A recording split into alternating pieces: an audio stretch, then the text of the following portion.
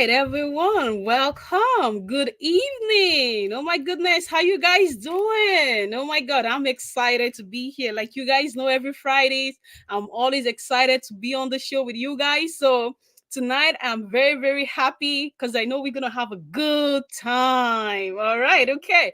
So let me introduce myself to everyone who is just joining us for the first time who don't know who I am. So I'm the host of the Speaker Show. My name is Niniola Fatai. So now the Speaker Show, it's a place of inspiration and motivation where minds are being liberated through reasonings. So which means that you come on the show, there are different people that comes in like with different stories. The most important thing is that someone's story is going to be able to touch your life. So it doesn't matter if it's not for you today, it's going to be yours tomorrow. But the most important thing, you share the video, you like it, you share with your loved ones. Please let them be part of it because tonight is going to be powerful. It's gonna be amazing. I've got a powerhouse. Oh my goodness. I am very excited. Okay, so just to recap on last week, because I know we talked about determination last week, and then I just want to take that in, with that determination that we've talked about last week, and then getting that into what we want to talk about today, mental health, which I feel that it's something that's very important in our generation, and one way or the other we need it. We need to we need to be aware of it. We need to see ourselves, how we can do better, how we can become a better person, including self-care and all those things like that. So tonight we're really going to be getting into them tonight.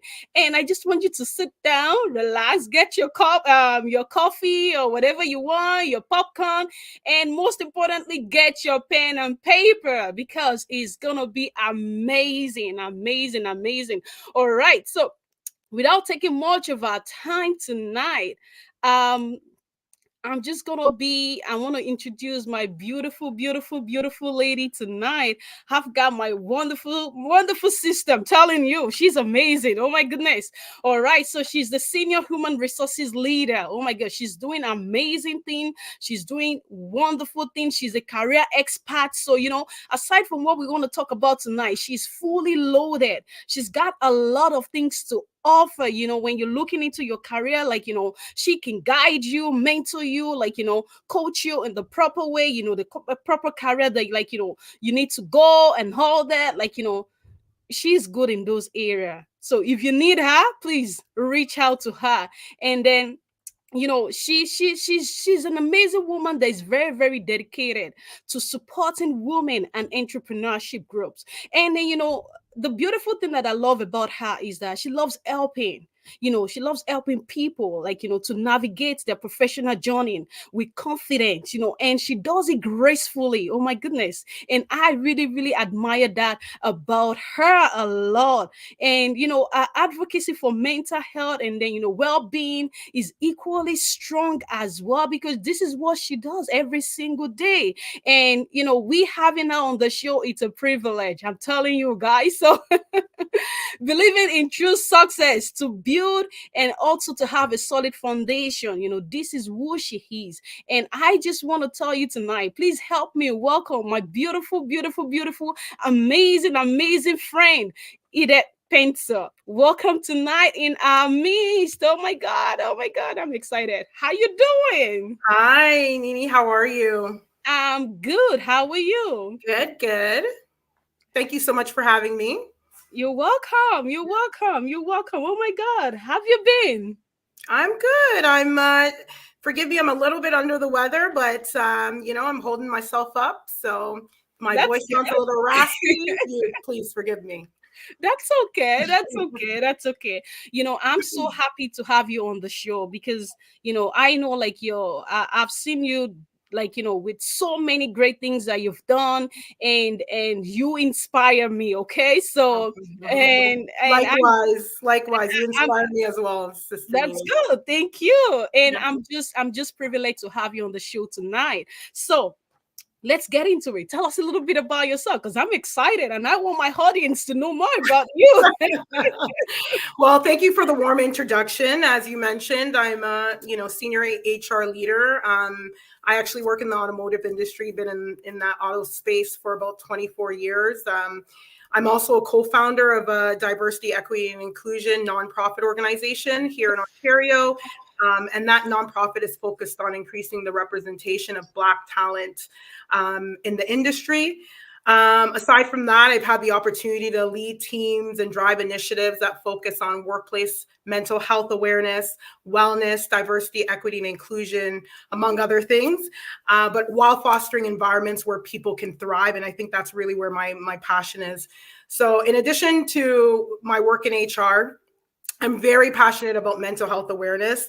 And I think even more so, particularly in the Black communities, just having seen the impact mental health challenges can have on individuals, both personally and in my professional work, I've made it sort of a personal mission to advocate for open conversations, for increased awareness and knowledge, and just advocating for knowledge on the greater access of mental health resources that exist out there, but I do believe are being underutilized.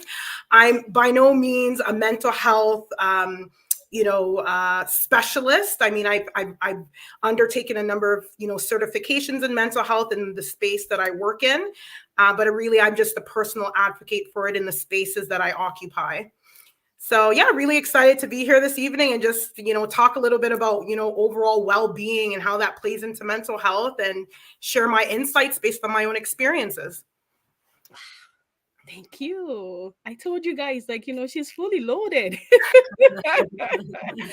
All right, so let's get into it. It's beautiful, when one is able to do multiple things at the same time. Mm-hmm. And my question for you this evening, is, starting up with all those things, like what actually even get you started? What inspired you to to be this is really what I want to do? Yeah, I think you mean like getting into HR. I feel like what really inspired me, because coming out of high school, I was dead set on becoming a lawyer. And I think what really hit the nail for me was like a second year university course in organizational behavior. And I was fascinated with the course. And then I decided to change my specialist from political science to industrial relations, human resources at the University of Toronto. And I think as part of that, I went through a little bit of a self-reflection and realized all my life, I've always been in the space of like wanting to help people, whether it's getting them jobs, helping them with their resumes, being the eldest of five. I vividly recall, like, as soon as my siblings would, get to age 15, I would be the one drafting their resume. At 18 or 19 years old, I'm drafting resumes for people, driving them around to go, apply for jobs, even coaching them on interviews. I mean, as a teenager. And at that time, I wanted to be a lawyer, not realizing I had this organic, or innate passion for helping people with jobs at that time. So I think it really just taking that second year course in university in organizational behavior allowed me to realize that there was a hidden passion for the area of human resources. And that's what led me into that field. I fell into the automotive industry as a teenager. I started as a part-time job while I was in high school. And it just so happened I ended up, just working there through university. And I've, managed to work a number of roles to the point that I was given the opportunity to build the organization's HR department from the ground up about 11 years ago. And from there, from, human resources to recruitment, and then this real passion for diversity, equity, inclusion, and mental health, I think really came up just in the heat of the pandemic. For HR people working during the pandemic, it was a very challenging time, I think, for HR folks navigating workplaces in such uncertainty, and really trying to be there for employees, but not really having all the answers. So I think then there was the George Floyd, killing down in the US. All of that, I think, really ignited my passion for diversity, equity, and inclusion, as well as mental health. Both of those two topics became very top of mind for me as an HR leader and as a person. Wow. That's really, really great. That's really great. I love those, those inspiration behind it.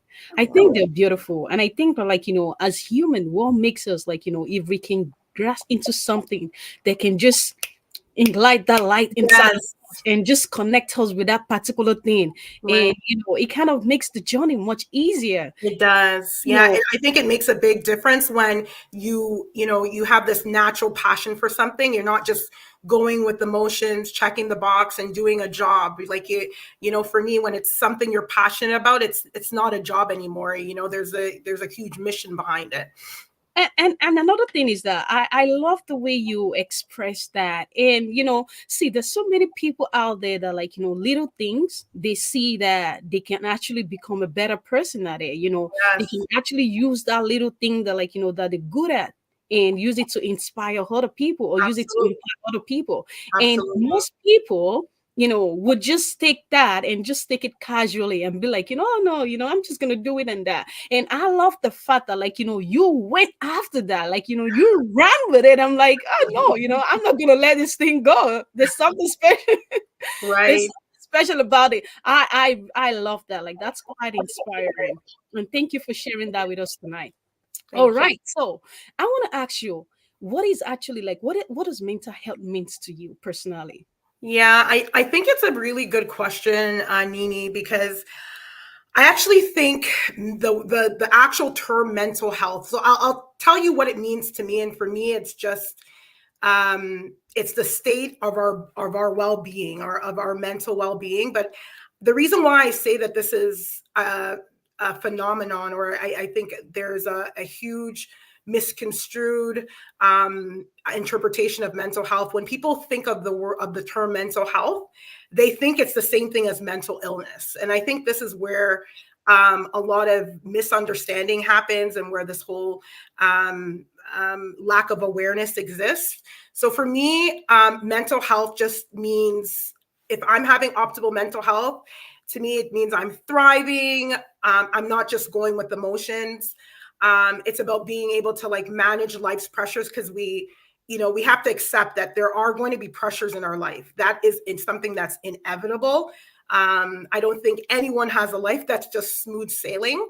So having optimal mental health means being able to manage life's pressures and stressors in a healthy way, but finding that balance, the fulfillment, happiness, and joy, like, that's, to me, is mental health. And it's just as equally important as physical health.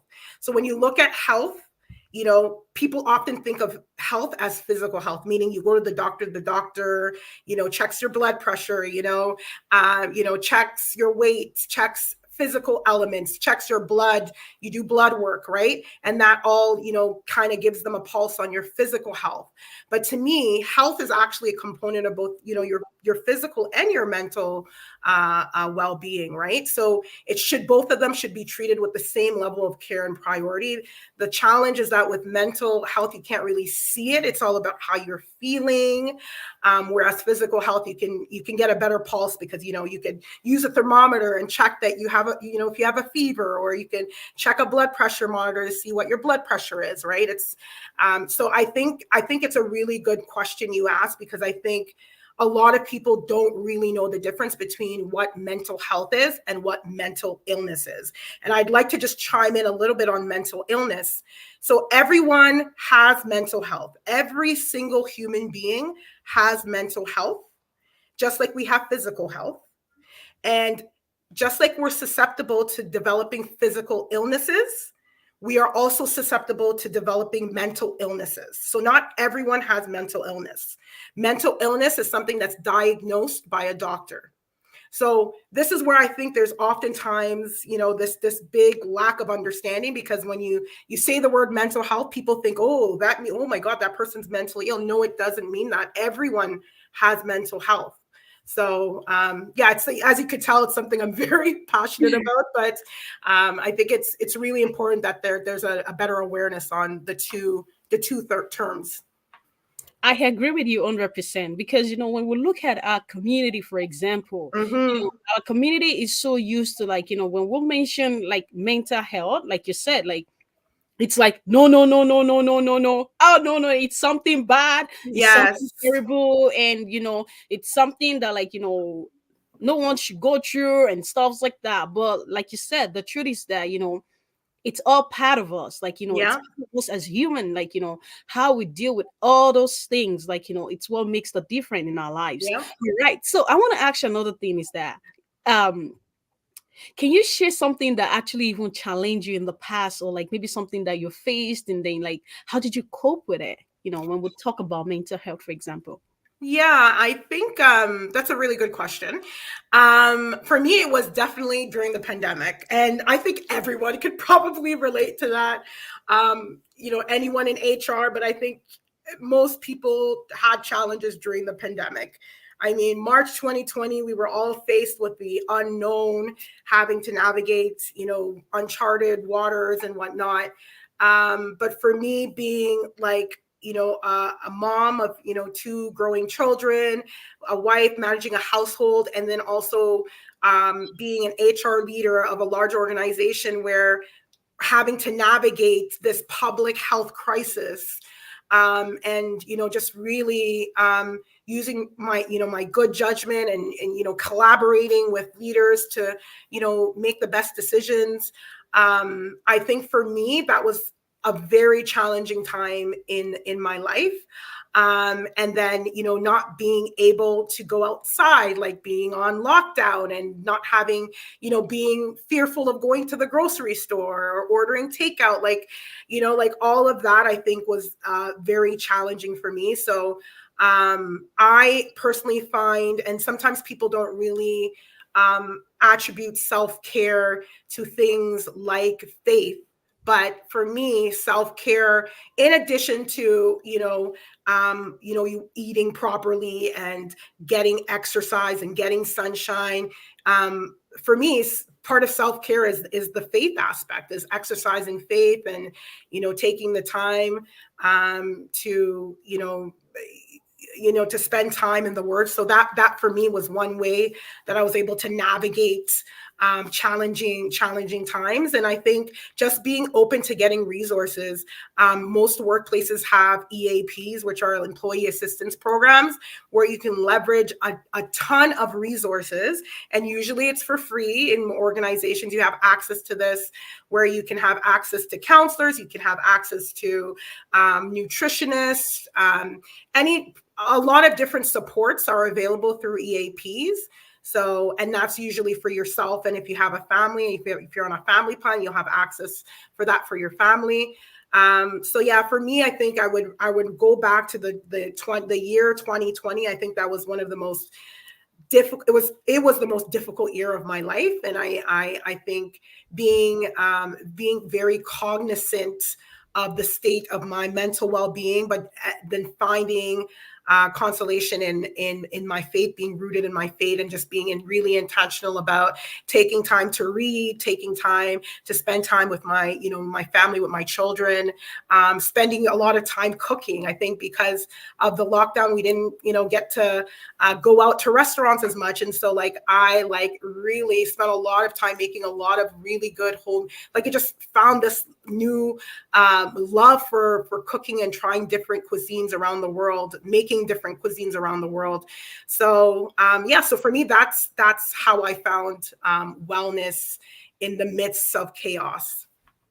Wow, that's beautiful. And I like that, because just like you said, like during the pandemic was just one of the hardest time, but at the same time, like that's what we're talking about now, with the mental health, like you're able to balance, Yeah. you're able to, like take care of yourself, you're Yes. able to, like do things that you love, that you enjoy, Yes. in that during that time, these were the things that made it more beautiful It's because you true. were able to do it. And then you have the whole time, the whole day That's to right. get that done. So yeah. And then you actually talked about like self-care, which I was actually coming to. I love self-care a lot. Okay, Mm-hmm. because I feel that, like as human, like we go through so many challenges, we go Mm-hmm. through so many, like different situations in our lives, so many things. And that self-care is something that it is very, very important, that I always Mm-hmm. people that you just got to do. You got to figure out. You got to, like, you just need to know what's yours, you know, Right. you can actually take advantage of. So I just want you to talk a little bit more about the importance of self-care. See, because um okay, I'll let you go ahead. So self-care, I feel like it has to be a non-negotiable for people. And it's, yes, it's easier said than done when you are very busy. I'm sure, Nini, you can attest that you also are a mother and you wear different hats and different roles. But I think it's like, it's something that we owe to ourselves. If we really want to show up and show up well in the various spaces we occupy, whether it's in the work, in our business, in our families, we have to take care of ourselves, right? And when we think of self-care, I think a lot of the times people, it's so cliche. They think it's the spa days or it's the bubble baths, but I think it's more to it than self-care is more than just the bubble baths and the spa days. It's things like walking, like taking a walk. It's like getting sunshine, reading, like the power of reading on the mind, right? Like, studies have shown. So just to me, reading, taking time to intentionally read is actually one method of self-care, right? Taking time alone for yourself. I mean, if you're not grounded in a faith in your faith, there are people that do meditation. So taking the time to to spend time either in your faith or through meditation is another form of self-care. But I will say that one of the biggest underutilized forms of self-care, especially in the Black community, is therapy.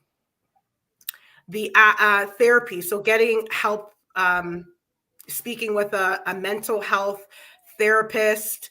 If you really think about it, when I read books, and I often like to tap into, like, some of the leaders who are very successful, and a lot of the leaders who are very successful, or even business leaders, they will tell you they all have therapists. So, but I find that in the Black community, it's almost like a serious stigma on mental health, and speaking with a mental health therapist. I mean, there's this negative stigma or negative connotation associated with it. But I think the until we get to a point where we have normalized accessing therapists as part of our normal routine of self-care to help us with our mental health and our mental resilience, because we're all going to struggle. As humans, we're going to struggle one way or another. There are a number of different things that will help us, whether it be through our support networks, through our family, through our friends, through our faith. But there are trained trained professionals who focus on things like mental resilience and achieving mental health and navigating challenges in life. They're trained, and they're professionals, and they're there to help you come up with mechanisms, coping mechanisms and strategies to live your best life. So why not leverage those professionals, just like we would leverage going to see a specialist, a medical specialist, if we have, I don't know, an acne problem and we want to go see a dermatologist for our face. We have no issues going to see that that medical specialist. But if we're struggling, and we all know that as humans, we will struggle with one thing or another, why wouldn't we leverage, our EAP, the therapy through our EAP, or most people's health plans have access to, a psychotherapist or psychologist or whatever is needed or whatever is recommended by your doctor or by your EAP.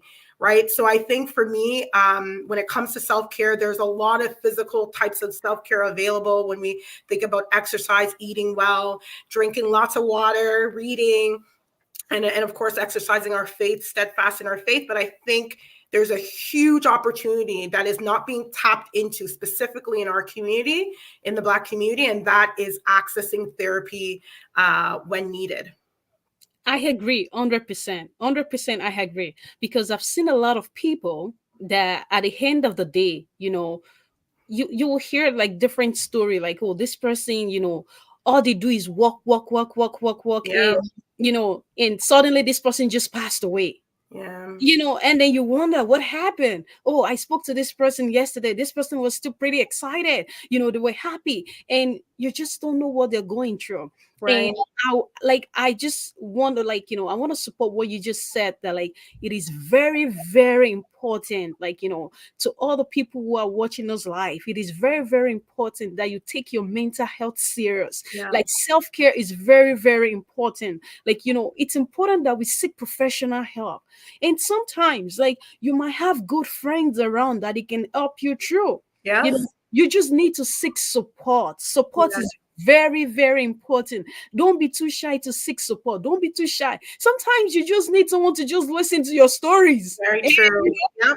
you don't even need advice. You don't need opinion. You just listen to what I have to say. Let me just drain everything out. Let everything just come out, so Yeah. that way I can feel good. So it's important that, we find that person in our lives that, that we can run to for that support. And professional support is very, very important, because I know we Black people, we don't do that.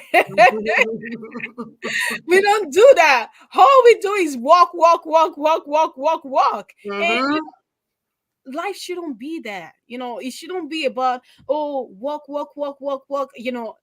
There's more to life. There's Yep. more that we can do to enjoy it ourselves. And if we can, like you said, if we can start tapping into those little opportunities. Most people have a full-time job, and at a full-time job, I'm sure they have that. Benefits. They Yep. have those benefits, and I can guarantee you that there are a lot of people that they've never Accessed it. Right. never, Right. never access it. As in, they've never made the attempt, and it is there to support. It is there to help. So we're just out here to encourage each and everyone to please take your self care very, very important. Your mental health, very, very important. All right. So we're gonna continue. I love this a lot, and then I'm so happy that we're having this conversation, Yep. because it is something that everyone just needs to do. We all need to do it. Stress is all out there. Yep. You go here, you come back, stress is everywhere. So we all need it. All right, so let's get into it. So my next question for you is this: what role do you actually even think social media plays on, shaping the mental health of people?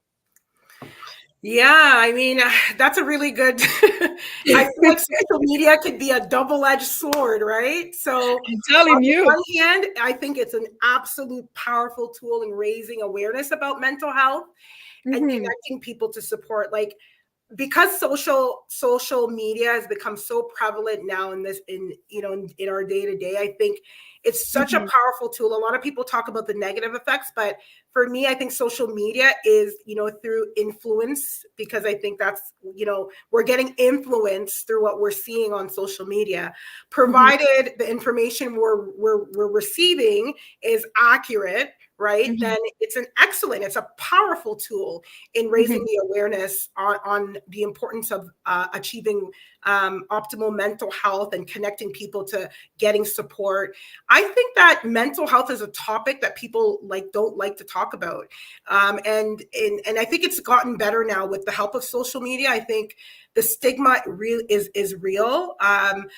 There's some data on the Canadian Mental Health Association on people who are actually suffering from various mental health related illnesses, and they're not getting help because they fear judgment. They fear the stigma that exists in society. Some of Hmm. it, I think, and being coming from an African family, I think in the culture, in the African culture, I think there's a huge lack of awareness on the importance of what mental health even is, and the difference between what mental health is versus what mental illness is. I think that stigma is oftentimes impacting people from getting help. So social media, I think, is a complete double-edged sword. I think it has the ability to really help raise the awareness. But I also think social media does also, especially for the younger generation, it has the effect of sometimes portraying, the and I think it's not a real, it's not the reality, but it likes to put on this, um, portray a life of having a perfect life. And I think that can sometimes exacerbate, feelings of, depression or anxiety if you're not meeting up to that societal level of a perfect life. And I think that does impact being a parent of young children. I think that is definitely an impact on the younger generation. So I think, I hope that answers the question. I do think that definitely social media is a powerful tool in raising awareness. If the information is accurate, positive, it can definitely help people get knowledge and be able to seek help. But on the other hand, there are a number of negative effects from it, as we know. Wow. Okay, that's good. All right, so I'm going to move to our next question. And then also, before I do that, please, please, please, each and everyone who is online, I should have mentioned this earlier on, but it's okay. Please, if you do have any question regarding what she's been talking about, please drop your questions. And then, I'm sure she'll be more than happy to answer the questions. I'll try So my please, please. best. Like I said, I'm not a psychotherapist or a mental health specialist. Yeah, yes, but I That's will okay. say. That's okay. So please do drop your questions. Like, if something dropped in your heart and then you're not sure of, or like, you just need clarity on it. So please drop your question. All right. So we're gonna move to the next one. What do you think someone can use to support, like, a loved one who is going through mental health? Yeah, I think that's a really good question, and I did do a certification. I am a mental health first aid certified, and one of the things I know I learned in that program is being able to listen without judgment, and because I have to go back to the stigma, because I really don't think, I think stigma is really impacting the society. It's really impacting individuals from getting help when they're struggling. I think as a result, people are living with mental health challenges or living with even mental health illnesses because they fear being judged. They fear, because of the space, maybe the environment, maybe it's due to lack of awareness or lack of knowledge. They Mhm. fear that a family member or a friend might look at them negatively because they're expressing these struggles. So I think if you have a family member or a loved one who is struggling with their mental health, the one of the most important things I would do if this was me is make sure that I'm there to listen without judgment, and that I'm creating a safe space for them to express how they feel. I think that's one. And then the second is, and I already expressed it earlier on, in this session, is that encouraging people to get professional help, and advocating for it as something that is normal, that you're not different. There's nothing wrong with getting help. It's the same as going to the doctor when you might have a cold, right? If you're struggling inside with, your feelings or your emotions, it is completely normal to seek professional help. Wow. I like that. I like that at all. And just to top up a little bit on that, I feel that, like, one of the greatest, like you mentioned, is that listening part. Yeah, And if we can just get into that habit, but and I understand people sometimes, because like we always say, like, your environment matters, like, where the environment you are is exactly what you're going to become, right? yeah, So when we look at that perspective, like, towards that, we'll be like, okay, you need to figure out, like, if that environment, like, if it is welcoming for you, you know right.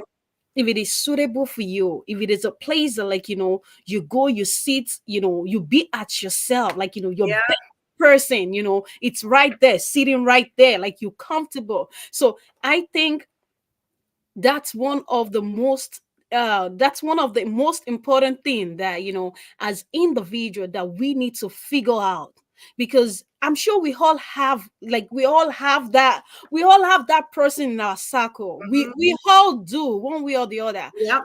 That person in our circle, but we just don't know who that person is. So if we ourselves can, can start taking in properly, then it's gonna be easier for us to actually, sit with the right person, and then Mhm. they can listen to us, when we have like challenges, difficulties, different situations, Yep. stress, all these things are we need to just let out in order for us to feel good. So yes, listening is one of the most important thing. Yeah, Yeah. you hit on the nail. Like I think your circles, like your circle of friends, your family, whoever is around you in your space, they got to be, supportive. They got to be people who create an environment where you feel heard. You feel that they will that they love you and that they're not Mhm. going to judge you because of whatever you're Absolutely. going through, right? Absolutely. Same thing goes for children. I think growing up in an African family, I think you can attest to it. Like I think African culture, the generations, things were a little bit different. But I think in this day and age, like even for our children, it's creating environments where our children are they feel comfortable coming to us and telling us how they're feeling, and then being able to leverage supports that are available to them, normalizing that for them, right? So I couldn't agree with you more that I think your circles, the environment that you're in, and the people around you, if you have an environment where you are scared to talk, or maybe you're being constantly judged or criticized, then that's obviously not good for your mental health, and you might want to reassess your circle, right? 100%. I agree. That's it. Mm-hmm. If you're not feeling what you need, if you're not getting Yes. what you need, then man, you got to exit. You got to figure out, like, okay, what's going on? That's the point that we all need to get to. I'm telling you, because if we can get to that point that we can make those decisions for ourselves, then I think that, then we can begin to have less stress, because I've seen people that, unnecessary things they carried on themselves, and then you wonder, what's going on. So yeah. And then before we take the question, because I'm glad my people are dropping their questions, so we're gonna be taking that in like a minute. But before we do that, I just want to quickly ask you one thing. So what do you think about cultural background that influence our perspective on mental health? Yeah, I mean, I talked a little bit about, in the African culture and in Black communities. I think historically it was mental health are issues that are seen as something that needs to be dealt with privately, or it's seen as like a weakness. So if you say that, you're you're feeling depressed, or you're feeling down, it's associated with weakness, right? And I think those that's basically helped shape, the view on mental health, and unfortunately is impacting individuals on seeking help or getting the help that they need to be better. Because at the end of the day, mental health is something we all have. We all want to have optimal levels of good mental health. We are Mhm. all susceptible to having lows, meaning, one day you might be at work and you're thriving, you're balancing all of the challenges, and then, next week you could be down, you could be, having a struggle.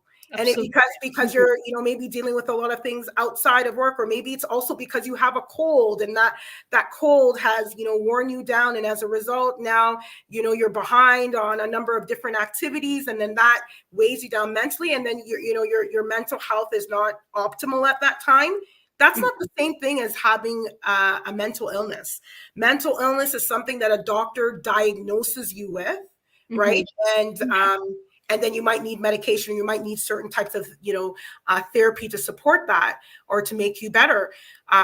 So I think cultural backgrounds, I do think there's a huge influence depending on backgrounds, cultural backgrounds and norms and ideals, viewpoints and perspectives on what mental health actually is. The first way we can really navigate from creating more of a positive influence on what mental health is by starting with awareness, starting with education on what mental health actually is and why it's important to have to seek for optimal mental health, why it's important to create communities where it's okay to not be okay. And I think the more we start normalizing those discussions and being open, talking about support networks, support mechanisms through therapy, then that will help to sort of reshift these past perspectives, cultural perspectives on what mental health is. I think you nailed it. I think you nailed it because see, if we look back to like where we come from, like from like Nigerian, for example, when we look at the perspective of mental health on women, for example, it's really, really terrible because the culture actually plays a huge influence on that and Mm, then kind of diminish their their self-worth as an individual and then place like a little low value on them where they can't even get to a comfortable place that they express themselves, that they come to and say this is what it is. yeah, But it's sad, but the good thing is that it's getting better. yeah, It's getting better. The awareness is there. People are getting more the they're seeing what's going on, and then right. people are beginning to have voice, especially the women. Sorry, I'm so passionate about that when it comes to the women. So, but anyways, all right. So we're gonna be taking our questions right now. Okay, so let's see what we've got here. Okay. Don't worry, don't be scared. Bring it on. All right, I like that. Okay, so someone said here that can mental health issue be cured? What do you think about that? Like I said, I'm full disclosure, I am not a medical practitioner. I am not a, psychotherapist, psychologist, or anything of that matter. But when I hear the question as it's stated, can mental health be cured? That again makes me want to talk a little bit more about what mental health is, because remember, we all have mental health, right? So mental health isn't something that can be cured. Illnesses are things that need to be cured, right? So um, mental illness is something that is diagnosed through a doctor. And I can't speak to how mental illnesses are treated in from a clinical perspective. But what I can say is that mental health is sort of a state. It's a state of wellness, right? It's either we're doing very well, or we're not doing too well mentally from a mental health standpoint. And it's got to do with like the daily pressures, how we're navigating life. And our mental health can decline so much that to the point that a doctor might then diagnose you of or want to treat you for a mental illness. But mental health in itself is not something that's curable. It's more of like a state of being. I hope that answers your question. Nice. Okay, so we're gonna roll. All right. So someone else says here that the relationship building has everything to play in self-care. Yeah, I think so. I think it goes back to our conversation on the circles, the networks that we have, right? Mm-hmm. So self-care, thinking about the actual term self-care, it's about caring for yourself. Mm-hmm. And would you want to be in a relationship, whether that's with a friendship, whether that's in an actual intimate relationship with someone, or a marriage, whatever relationships you cultivate, or even if it's with colleagues at work, you want it to be something that's positive and that's creating a positive impact on you. If it's negatively impacting you, if a relationship is bringing you down and impacting your mental health, or maybe impacting your physical health, then you may want to reassess whether whether you're actually caring for yourself by being in that relationship. So I hope that answers your question. But I think what you're asking is maintaining positive, relationships with people, is that a form of self-care? And I think that that is, if you have a positive circle of friends or of sisters or colleagues, you have a very supportive spouse, like that helps you achieve that self-care. Good. Okay. So I'm trying to, like, let's just squeeze in as much as we can. All right. So okay. So someone else says here that what happened to people? Okay. I don't know. Another question just came in and wrote that up. Okay. I gotta go back. Okay. All right. So what happened to people who? Okay, what happened to people who is introvert thinking of privacy about people knowing what they are going through? That's a Question. It's Yeah. a very, very good question. And I think, again, like when I think about the Black community, especially, I think that's where this whole, ideal of mental health or mental health struggles are something that need to be private, that you deal with it inside, because there are feelings and emotions that are inside that other people can't see. Like when I don't know, if you break your leg and you have a cast on, people can see that you're physically hurt, right? Mhm. Whereas mental health challenges are things that you can't really see. They more impact your behavior, right? And so the ideal of keeping, what you're going through to yourself, keeping it privately, I think that just goes hand in hand with stigma, because if we're still operating in spaces where there's a stigma or there's a negative perception of mental health matters, then that's going to force people to not want to share or come out with their challenges or seek help, right? So I think until we get to the point where we've normalized mental health, as a topic in our discussions, then that will allow people to become more comfortable with not making it a private matter.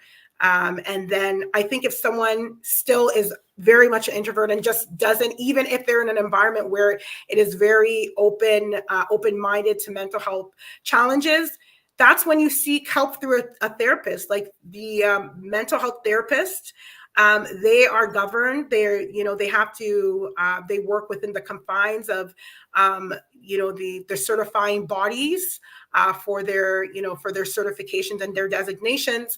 And so they are obligated to maintain privacy and confidentiality. So if the concern is privacy, you will be able to achieve that when you get get help through a mental health professional. Great. I was just going to quickly add to that. Like, I was so glad that you actually mentioned that if you don't feel comfortable with the people that you surround yourself with or the people around you, it's okay. That's why you can as well seek professional help, That's right. because these guys don't know you. They don't know nothing about you. They don't know the past life. They don't know the other friend of the other friend of the other friend. So, the things that can give you concern or they can give you worry, they don't know. So it's important that, if you don't feel comfortable with the people around you, it's okay. Just seek professional help. Just And get the good yeah. thing, and the good thing that I notice is that most of them is free. Mm-hmm. Most of them is free, because I feel that probably because they know that this is something very important. So if you can tap into that resources, I think that will be very, very beautiful. And you Yeah, can, like like, your EAP, 100%. If you work full yes. time and you have benefits, most benefits programs have employee assistance, or they're called EAP or EFAP, employee family assistance program. And you would have that complimentary access to a therapist. But I'll Mhm. also add on, like, because I think the person asking the question is probably an adult, but I also want to talk a little bit about children, because I do think children are a perfect example of individuals who may sometimes go through challenges and not want to talk about it. They want to keep it inside. And then you might start noticing changes in their behavior that's giving you an idea that something might be wrong. And I am the biggest advocate and proponent for getting help for our children. Our children also deserve to have access to these therapists and Mhm. counselors because it allows them to speak to someone freely in a judgment-free zone. Children might think if they share their feelings with their parents or their siblings, then they might be judged, or they have to live with that person every single day and they might have different viewpoints on them. At least if they speak with someone who doesn't really know them, that is obliged to confidentiality, and it's an environment where they know they're not going to be judged or have that fear of judgment. I think it's really important that we're also advocating for access for our children when they need it, because all humans struggle, and so do our children, and the supports are available to them. Beautiful. I love that.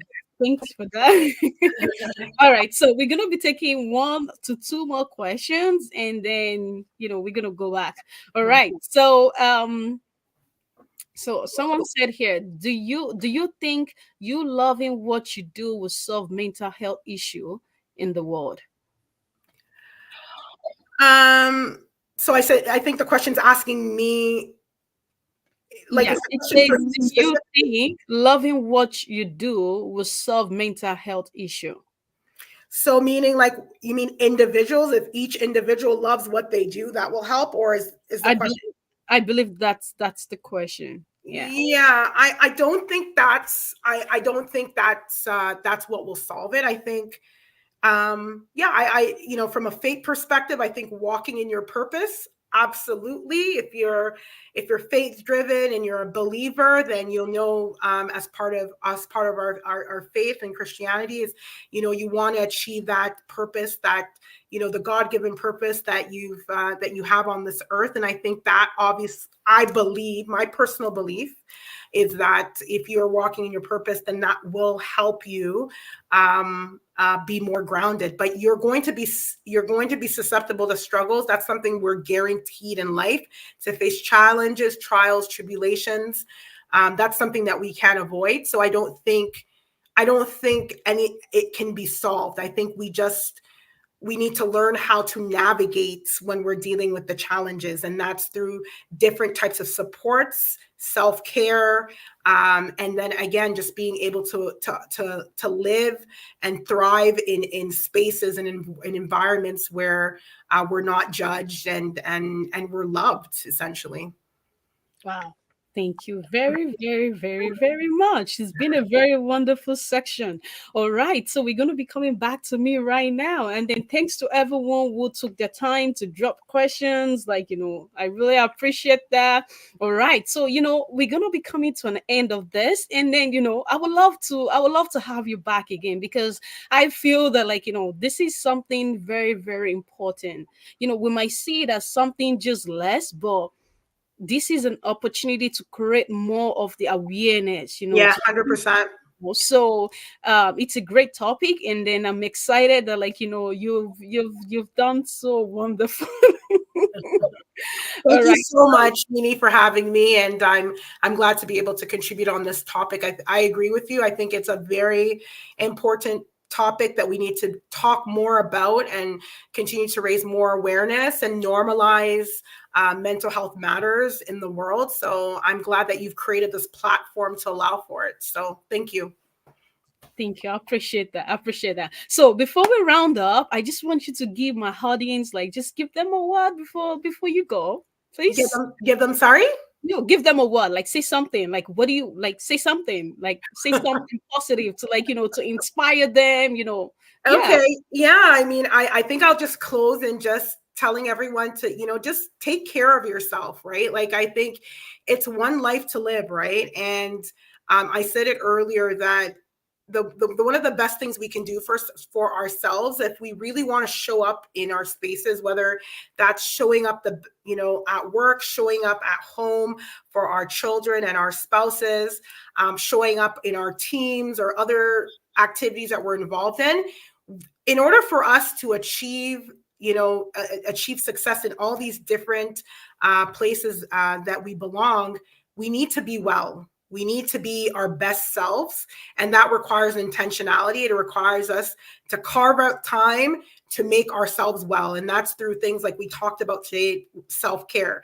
So if you know that you're someone who is maybe neglecting yourself, that you're running, many miles per minute and really not taking time to pause and be intentional about carving out time to take care of yourself, to do things like reading, to exercise, to be intentional about your eating, to, maybe even, watch a movie, or take a vacation. All of these things are activities that contribute to optimal mental health and wellness.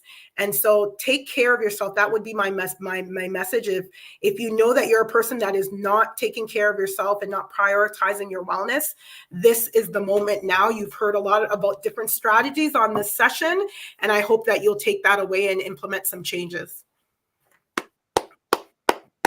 Thank you. Thank you. Thank you so much. I really, really appreciate it. I'm so glad that you're here with me tonight.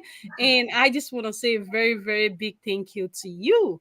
All right. So I'm just going to quickly round up and then thank you for having me, Nini. No problem. No problem. My pleasure. All right, everyone. Oh my goodness. What a great section. Oh my God. Oh my God. Oh my God. Oh my God. All right. So, everyone, I'm sure, one thing or the other I've dropped in your mind, in your hearts. I just want you to, whatever it is, just practice it. Just practice, just take care of your own self. Take care of yourself. It is very, very important that you care for you. So, there's a saying that says that you can't give what you don't have until your cup runneth over. Then you've got nothing. You're going to run empty if you're giving and you have nothing. So, you need to take care of yourself. You can't be working all the time, doing 2, 3, 4 jobs. And at the end of the day, you're not taking care of yourself. You need time. You need time for yourself. All right. So I just want to say a very big thank you to each and every one of you. You guys are amazing. I love you guys so much. And I want to tell you, please do not forget to share the video. Please share, and please share with your loved ones, with your friends, even the ones that you don't like anymore, that you don't talk to. Just share with them. Let it be a blessing in their lives. So you just don't know what they're going through. You don't know their situation. You don't know their circumstances. You don't know. So the only thing you can do to impart others is to share the knowledge that you have heard, that has imparted your whole life, like one way or the other. Share with other people as well too. And I just want to say thank you very, very much. I remain your host on the Speaker Show, your one and only Niniola Fatai. All right, so now listen to this. Next week is gonna be amazing. It's gonna be wonderful, and I just don't want you to miss anything. Next week is gonna be, oh my God, you see the way today was powerful. Next week is gonna be the same. So please come in, come. Let's be here 7 o'clock, and I'll see you guys then. And please do have a very, very wonderful evening. So enjoy yourself and have a good time. Your host, Nini Lafatai. Bye for now.